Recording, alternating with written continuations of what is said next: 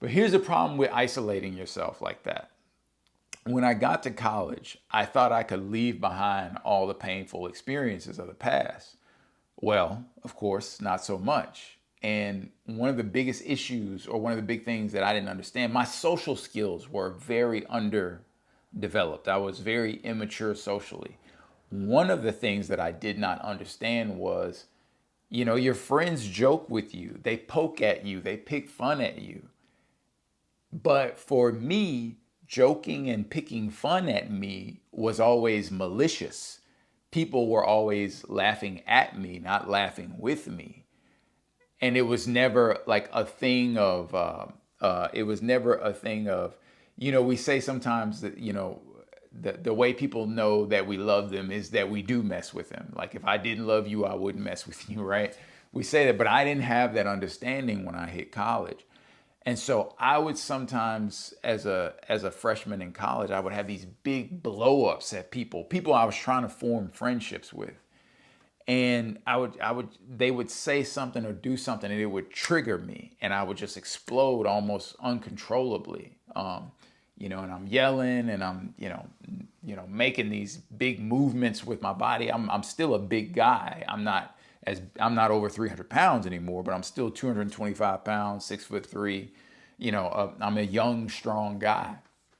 And of course, rightfully so, this would intimidate people and scare people sometimes. And people didn't understand my behavior. But I knew what was going on. Fortunately, I understood what was going on. I realized that I'm being triggered by situations that other people feel are normal.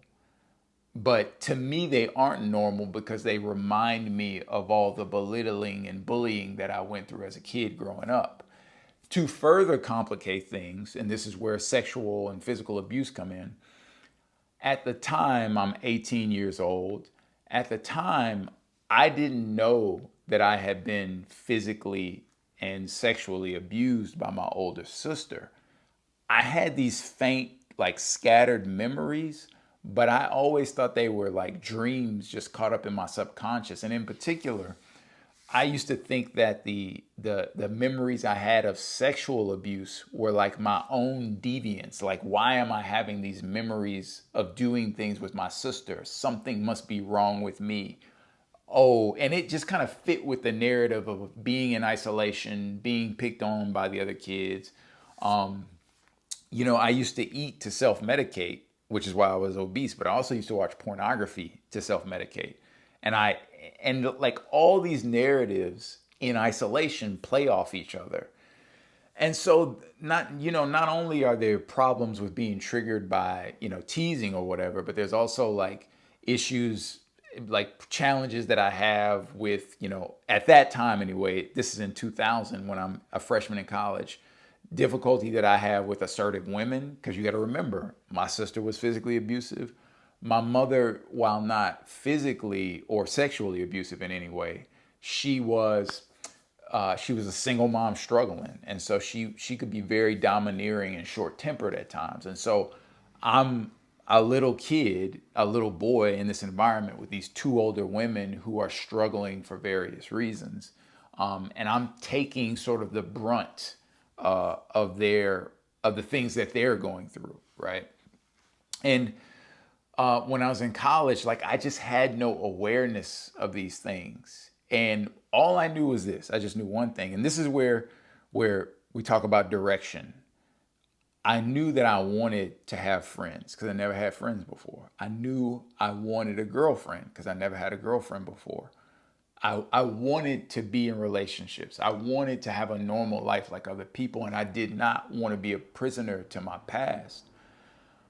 So I didn't fully understand what was going on with me, but I knew that in order to have relationships with people, they needed to feel safe with me. If they didn't feel safe with me, they would never understand me. I would never get the opportunity to tell them my story. And man, like still to this day, what was so heartbreaking about that time, that's my freshman year in college. If you can imagine for a moment, losing all that weight and leaving high school, it was like I broke out of prison because school had just always been this place of like misery for me because I was always anxious. I was always nervous around people. So when I went off to college, I had hopes of it being this like, I don't know, maybe like this magical place where I could like start life over again and be a different person. But clearly, very quickly, as I'm trying to form relationships with people, I'm realizing that that's not going to happen. And so I've got to deal with my past. And still, one of the most difficult things about that time, heartbreaking, sometimes I still tear up when I think about it, is in order to try to repair the mistakes and the fallouts from blowing up at people, I had to have the humility to go ahead and apologize and try to explain myself.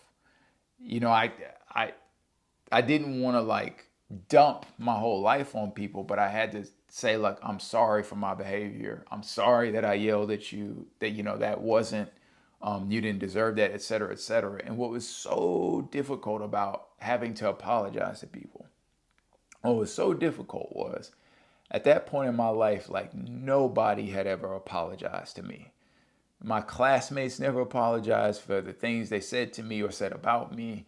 The teachers that had, you know, berated me multiple times. This was like when I was in PE back then.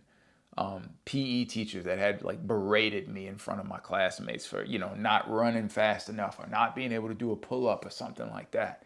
Like nobody ever said a word of I'm sorry to me.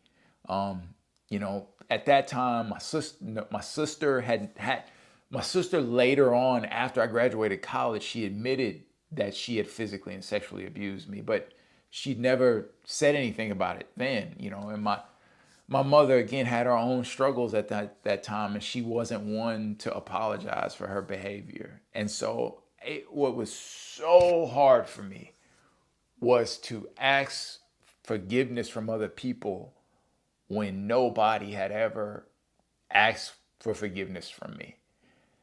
To know that I'm now apologizing for my behavior to other people, and knowing that a lot of that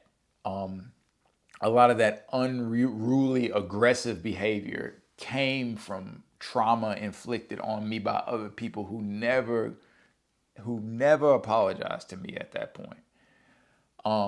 It in the article I say it felt like cosmically and galactically unjust. It felt so unfair. But the reality is I'm choosing to do something in asking for forgiveness and apologizing that is the thing that I wanted other people to do for me, right? You know, golden rule, so to speak, right? I'm doing unto others as I would have them do unto me. I'm being the change in the world that I want to see. But man, it was hard, y'all. It was so difficult. And so what am I doing? I don't fully understand what's going on inside of me, but I can take responsibility for my actions, right? I can go to people humbly, ask for forgiveness, and apologize.